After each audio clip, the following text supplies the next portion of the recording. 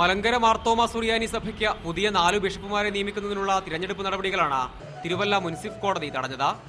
Bishop സ്ഥാനത്തേക്ക് യോഗ്യരായ വൈദികരെ കണ്ടെത്തുന്നതിന് സഭാപ്രതിനിധി മണ്ഡലം തിരഞ്ഞെടുത്ത എപ്പിസ്കോപ്പൽ നോമിനേഷൻ ബോർഡിന്റെ പ്രവർത്തനം തടഞ്ഞാണ് കോടതി ഉത്തരവിറക്കിയിരിക്കുന്നത്. ബിഷപ്പ് തെരഞ്ഞെടുപ്പിൽ ക്രമക്കേട് ആരോപിച്ച പ്രതിനിധി മണ്ഡലത്തിലെ ഒരു വിഭാഗം സമർപ്പിച്ച ഹർജിയിലാണ് കോടതി വിധി. ഈ ബിഷപ്പ് തെരഞ്ഞെടുപ്പിൽ അനീതി നടന്നു എന്ന് വളരെ വ്യക്തമായ കാര്യമാണ്. പക്ഷേ അതൊന്നും ഗവനിക്കാതാണ് മെത്രാപ്പൊലീത്ത തിരുമേനി ബിഷപ്പ് തെരഞ്ഞെടുപ്പുമായി മുന്നോട്ട് പോകുന്നത്.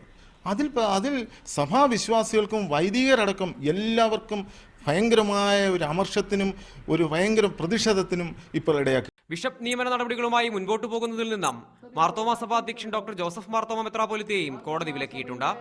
എപ്പിസ്കോപ്പൽ നോമിനേഷൻ ബോർഡിന്റെ പ്രവർത്തന രീതിയിൽ പ്രതിഷേധിച്ച vice president Geevarghese Mar Athanasius suffragan മെത്രാപ്പൊലീത്തയും മറ്റ് 3 അംഗങ്ങളും സമിതിയിൽ നിന്ന് രാജിവെച്ചിരുന്നു.